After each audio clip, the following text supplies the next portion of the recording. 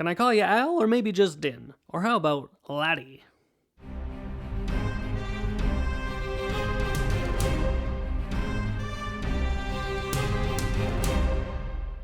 Hello, everyone, and welcome to episode number 62 of Movies Are Awesome, the show all about bounty hunters. My name is Nathan Pottle, and thank you for joining me today. Right off the bat here, there's one thing I want to talk about really quickly. Obviously, there are some pretty awful things going on right now, primarily with our friends living in the United States. There's riots and police brutality and all kinds of things happening there. And if you live in these areas, hopefully you guys are staying safe. I really want any kind of protest against racism to be peaceful, because obviously racism is a horrible, awful thing that no one should participate in. There's been a whole lot of injustice going on, especially in these last couple weeks here, so let's just be peaceful about it, and hopefully things will smooth out and things will get a little bit better for everybody. I don't want to linger on this too much, though, so I'm going to move right along to something a little bit happier. And primarily, the thing I'm most excited about right now is that yesterday I ordered a 3D printer, and it's coming in next week, and I'm going to be able to 3D print things. Me and a bunch of my friends all chipped in together, and it's on its way. We're going to be able to print off all kinds of fun things. We're going to have a lot of fun playing with that machine. I'm very, very excited about the 3D printer that I'm going to be receiving at my house sometime next week. So maybe I'll give you guys an update when it comes in. It should come in before I record next week's episode. But that's also not what I'm talking about today. And I don't think today is going to be a super long episode, just because it's going to be short and sweet. I'm just going to say what I have to say. We're going to move on. I will give credit where credit is due, though. This week's episode topic was recommended to me by one of my cousins. We were at a social distancing family get-together a couple of weeks ago, and he said, "Hey, you should talk about Corner Gas, the movie."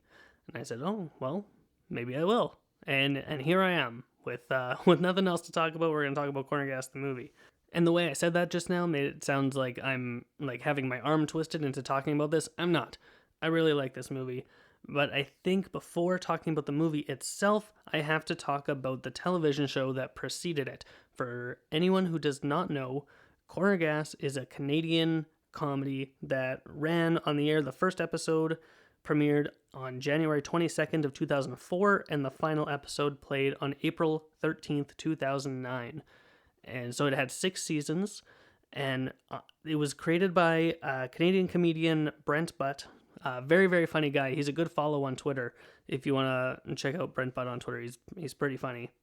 And basically the premise of this television show is about this small town in Saskatchewan, kind of in the middle of nowhere, and the people who live there just kind of live their lives. The show is centered around the character of Brent, who is played by Brent Butt, and he's the owner of the local gas station. And connected to the gas station is the local cafe, the Ruby, and everyone just hangs out at either Corner Gas or the Ruby, and they just hang out. And that's the basic premise of the whole show.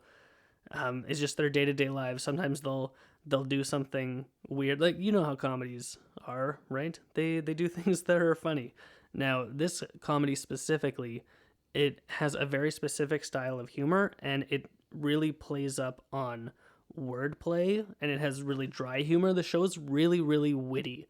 It's all about being smart with how it says things, and also other than season 1, the show is pretty clean and family friendly. I started watching the show when I was probably about 13, because I started watching it when season 3 was coming on TV. And I watched a couple episodes and just absolutely fell in love with it.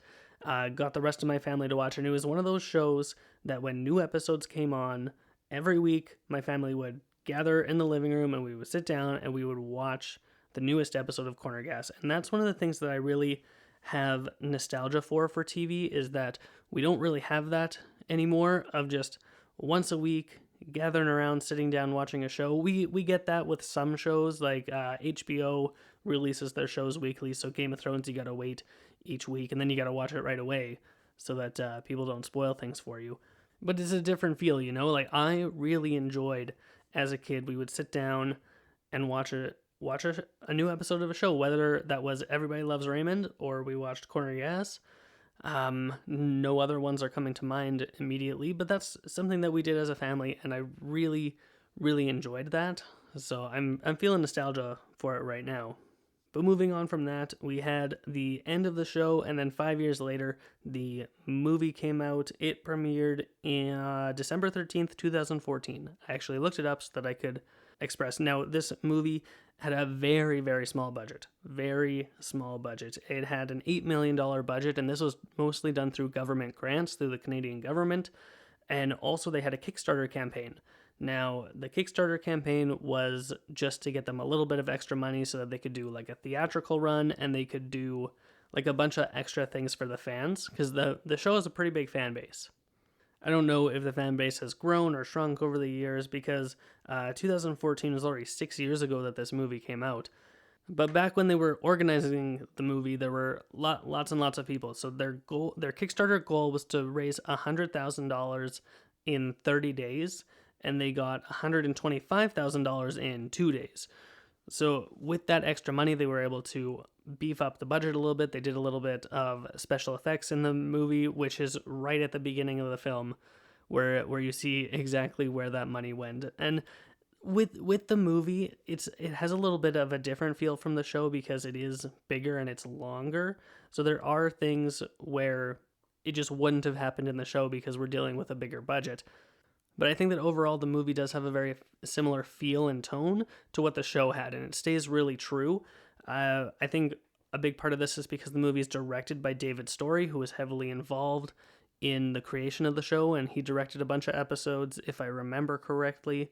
He was also a producer on the show, and then obviously Brent Butt helped work on the script for the show, and so it was a lot of the same team, not just like bringing in new people to revitalize this Canadian phenomenon. So with that kind of information about like how the movie was made and like where it came from the show, I'll talk about the actual movie itself. As far as the story goes, this is not new territory. We're treading familiar waters here. This story is the town is bankrupt and they need to save the town, is the basic premise of the movie. So it's things that we've seen before, and then but it's how they save the town and the journey that they go on. That's a lot more enjoyable, and that's where the comedy really kicks in. So one of the characters, Brent's dad, Oscar, he decides that the town is going to hell in a handbasket and they're going to need to survive off the land. So like the whole movie, he is trying to be an outdoor survivalist, and it doesn't go spectacularly for him. One of the police officers decides to be a private investigator because he's now retired. The two main characters of the show, Brent and Lacey, they're trying their best to save the town and get their economy built up again. There's just like all these different pieces going on, and then they discover that there's this contest for quaintest town in Canada, and if you win this contest, then you get all of this money. I can't remember what the amount of money it is, but it's conveniently the amount that they need. So they work towards getting this money and winning this this quaint town contest. It's very charming. It's very funny. Now, like I said, this story is nothing new, but all of the wit and charm that was permeated throughout the show is completely prevalent in this film. It is just everywhere.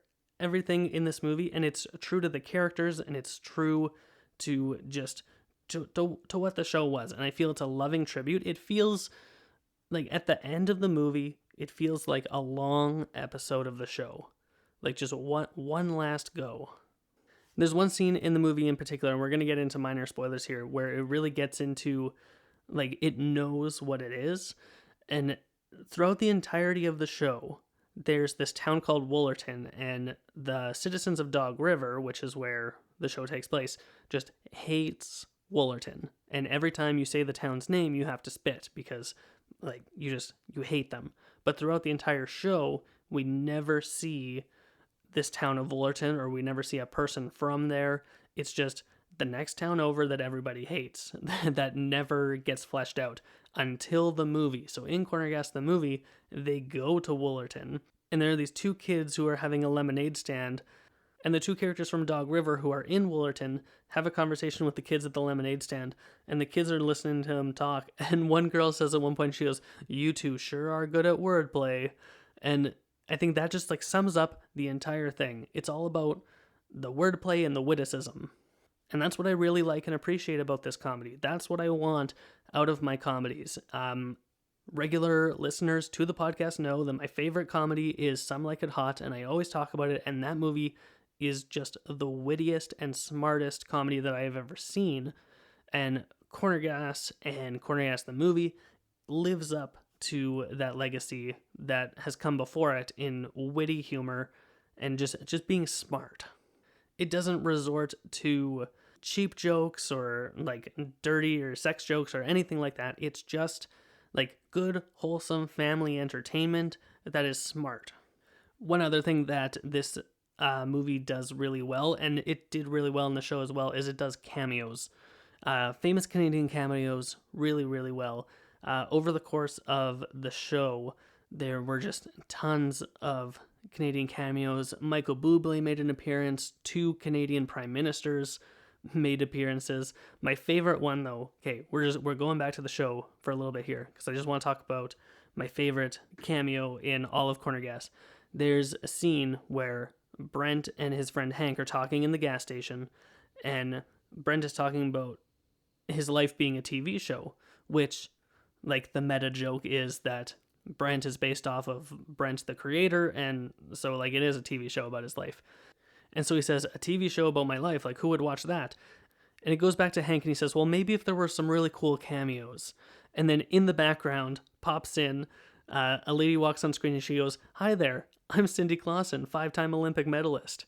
And if you don't know who Cindy Clausen is, she's a Canadian Olympic athlete who holds the record for being the only Canadian athlete to win 5 medals at a single Olympic Games, like across her different stuff. So she pops in, and she's like, "Hi there." And they look over her, and they're like, "Well, we're kind of in the middle of something here." And she just goes, "Oh, I'm like," and she apologizes. And then they look at her, they're like, "Good job, though." And she just, "Thanks." And she leaves. It's so funny. And I'm sure I'm not doing it justice at all, but it's my favorite cameo in the entire show. I think it's charming. And there's some really good cameos in the movie as well. But going back to the movie, overall, it's witty, it's charming, it's fun. It's not that long. It's about an hour and a half, so you have lots of time. There are ways to watch these movies and shows online. If you are not familiar with Corner Gas, if you're interested in watching the show, you should check it out. I definitely highly recommend it. So to watch Corner Gas, I believe in Canada, you can watch it on Crave if you have a Crave subscription, and also Corner Gas the movie. But if you live basically anywhere else, I'm pretty sure it's on Amazon Prime. You can check those out, or if you're in my neighborhood, you can come to my house. I've got all the DVDs, and I've got the movie on Blu-ray, so we can just have a Corner Gas watching party, because it's such a good show. And one thing that I would like to talk about the show one more time is that it is one of the first shows that I'd ever watched that does not have a laugh track. And so as a young child watching that was very refreshing to me, because like every other comedy had laugh tracks. That's just how comedies were made.